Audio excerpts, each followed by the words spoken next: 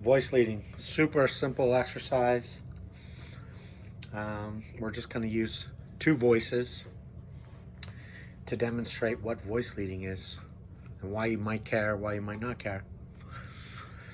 So I'm going to use my favorite 1-4-5 progression just because it's so simple and so common and has a basic harmonic, profile of, restfulness. It goes from that tonic to the subdominant to the dominant back to the tonic. So it's sort of like, goes up and down.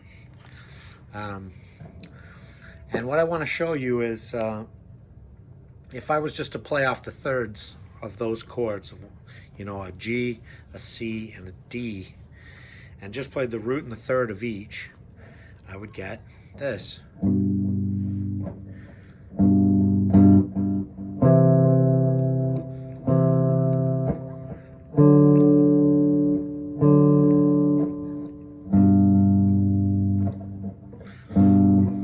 Pretty straightforward.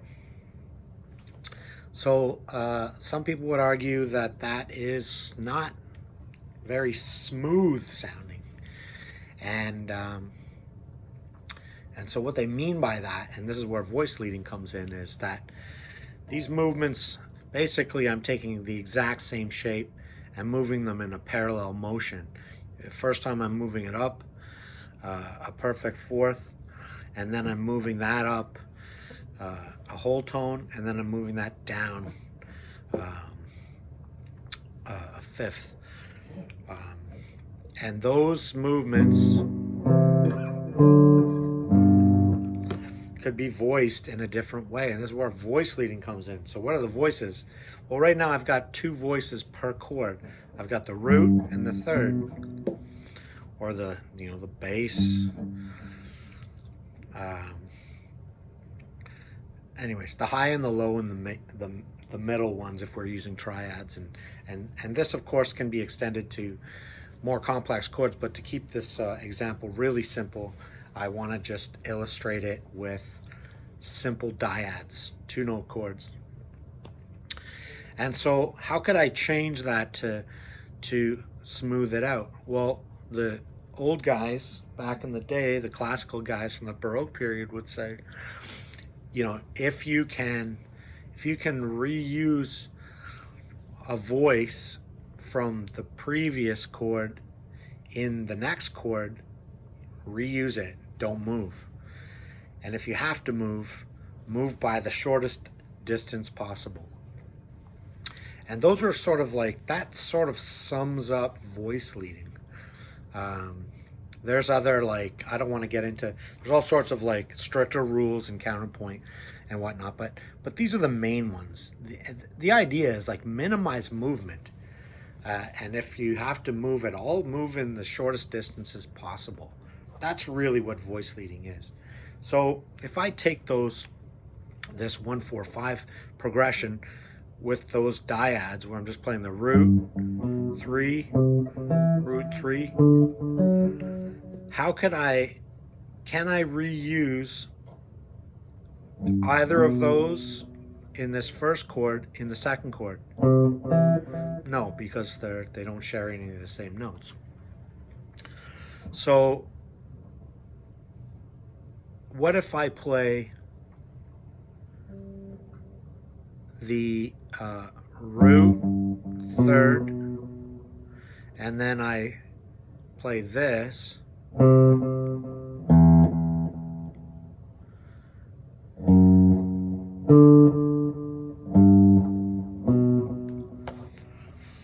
so what I've basically done there is, instead of moving all in parallel motions, I've moved basically from here.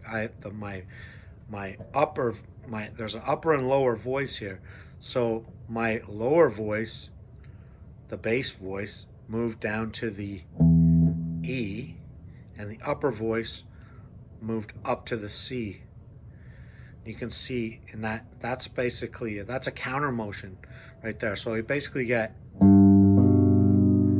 right, root 3, 3, root,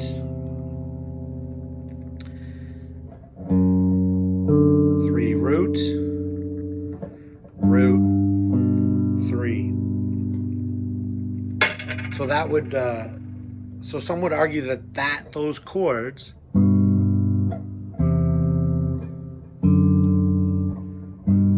sound smoother than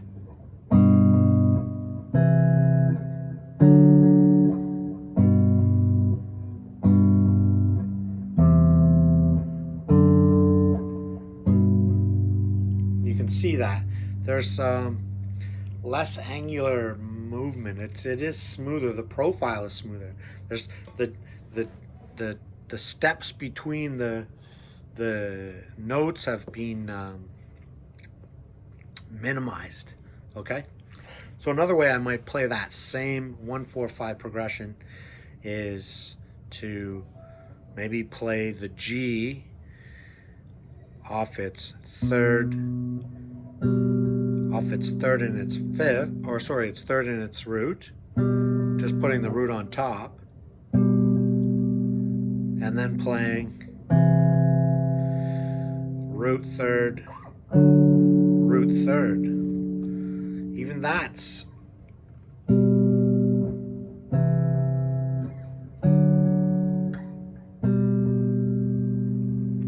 some would argue, and they'd be correct in observing that is smoother than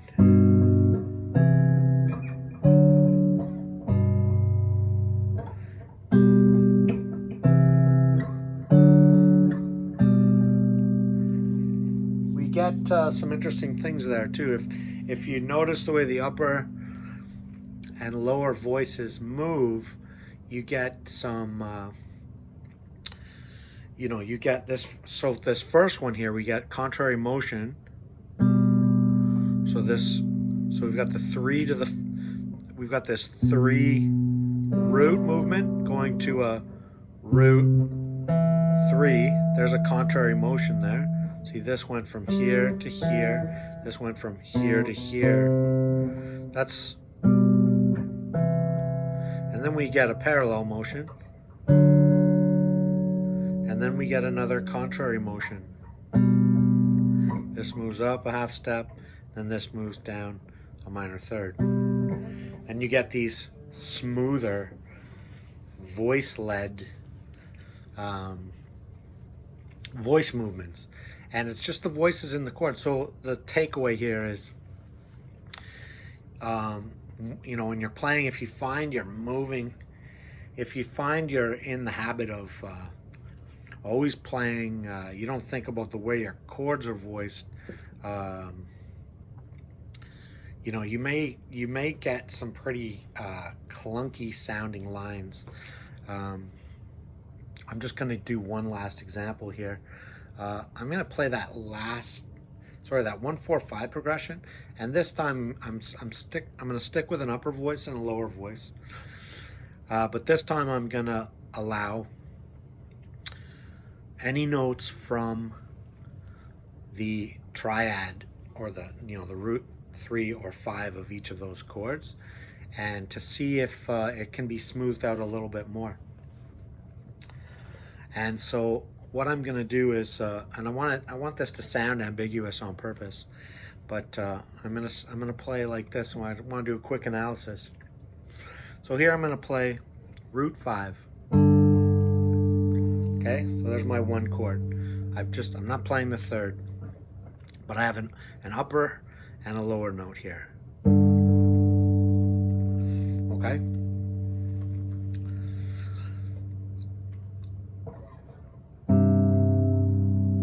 And I've just played the 4th, and again I'm just playing the root and the 5. I'm actually playing the 5 on the lower and the root on the upper voice. And here I'm going to use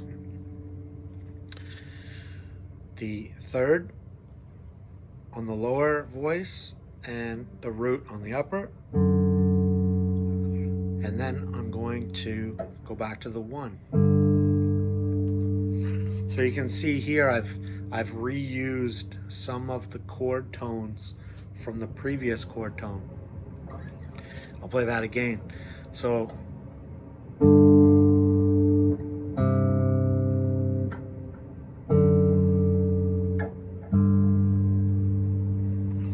and what I mean by ambiguous is that, you know, is that a minor key or is that a major key? It's not clear. It could be either. You know, that could be right,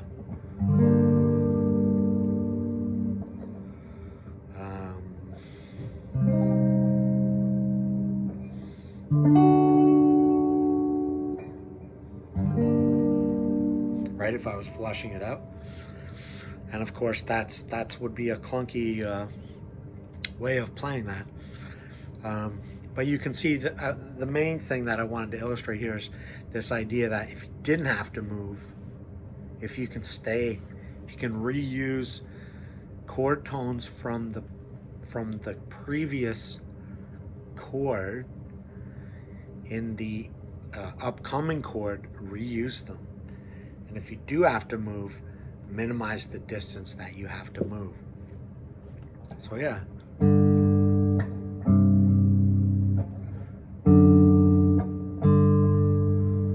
Is the same as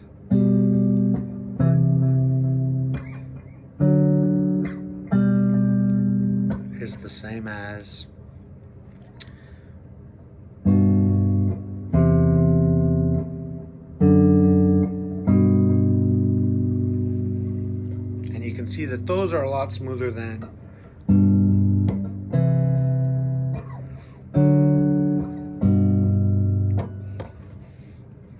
anyways. That's voice leading in sort of in a, those are the main concepts. Minimize movement when you're stitching your chord sequences together, and the better you can do that, the smoother your chord transitions are going to sound. Just, you know, this doesn't apply to just, you know, this applies to, this doesn't just apply to chords either. This could be applied to melodies. There's something about keeping the steps, keeping the distances between steps as short as possible creates for more memorable melodies. If you're working with vocal harmonies, for example, this stuff is like really important as far as, you know, especially if somebody's only got a limited range of like 1 octave, you want to be able to minimize those the steps, the leaps that somebody might have to make in like singing, one note to the next, in a vocal arrangement. So yeah.